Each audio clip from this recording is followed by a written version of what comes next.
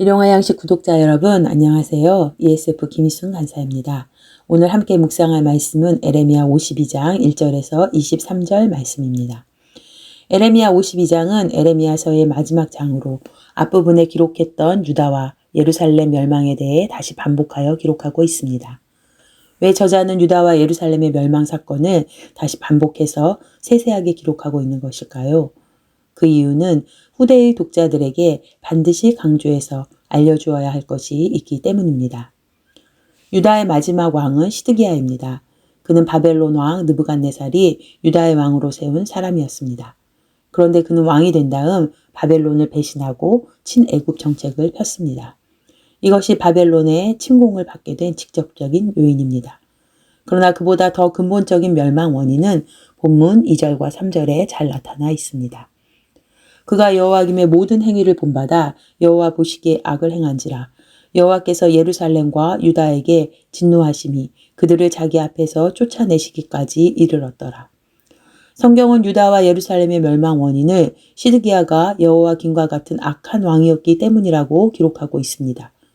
여호와김은 선지자의 예언을 적은 책을 칼로 난도질하고 이방 우상을 숭배하며 무죄한 자들의 피를 흘리는 일을 자행한 악한 왕입니다. 시드기야는 이런 여호와김을 본받았습니다.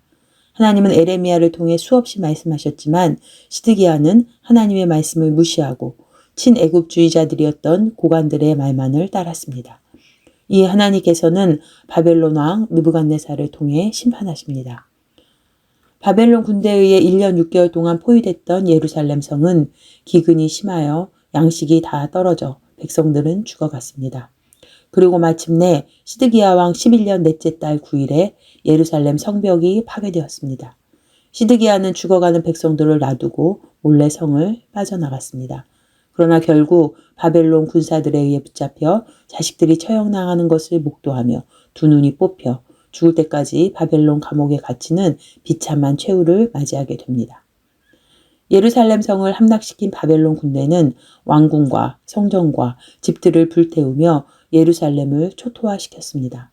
성전의 장식품들과 두 녹기둥과 놋이나 은금으로 만든 성전의 물품들도 모두 약탈해 갔습니다. 하나님께 선택받은 유다와 예루살렘이었지만 우상 숭배와 죄가 가득함으로 하나님의 영광은 떠나갔고 심판의 참혹함만이 남게 되었습니다. 유다와 예루살렘의 멸망을 이렇게 반복적으로 세세하게 기록한 본문을 통해 우리는 다시금 마음에 새겨야 할 것이 있음을 깨닫게 됩니다. 그것은 첫째, 하나님의 약속의 말씀은 반드시 성취된다는 것입니다.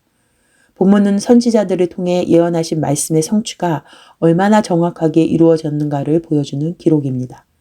시드기야는 하나님의 말씀이 이루어질 줄 모르고 그 말씀을 무시하고 불순종했지만 하나님의 말씀은 정확하게 성취되었습니다. 우리는 절대적인 진리가 없다고 여겨지는 세상의 조류에 휩쓸리기 쉬운 시대를 살아가고 있습니다. 이런 시대일수록 하나님의 말씀에 대한 절대성을 놓치지 말고 말씀을 신뢰하는 믿음으로 살아야 합니다. 당장 눈앞의 현실에서 그 말씀이 성취되지 않는 것 같아도 인내하며 말씀에 순종해야 합니다. 우리는 자기중심적이고 이기적인 연약한 자들이기 때문에 보여지는 사람이나 상황, 물질을 더 의지하기가 쉽습니다. 그러나 그 무엇보다 우리가 의지하고 순종해야 할 것은 바로 하나님의 말씀입니다. 둘째, 죄에 대한 하나님의 심판의 엄중함을 마음에 새겨야 합니다.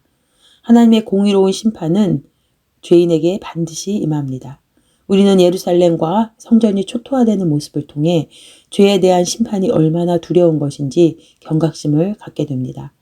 에레미야는 시드기야와 이스라엘 백성들에게 여러 번 경고했습니다. 그러나 그들은 하나님의 경고를 받아들이지 않았습니다. 혹시 우리도 하나님의 경고를 무시하고 계속해서 죄에 대해 회개하지 않고 있는 것은 아닌지 두렵고 떨림으로 자신을 성찰해야겠습니다. 하나님 앞에서 죄를 깨닫고 회개하는 것은 가장 큰 은혜이며 축복입니다. 일용화 양식 구독자 여러분, 유다와 예루살렘의 멸망을 통해 우리에게 주시고자 하는 하나님의 메시지에 귀 기울임으로 오늘도 겸손히 하나님을 경외하며 그 말씀에 순종하는 저와 여러분 되길 기도합니다.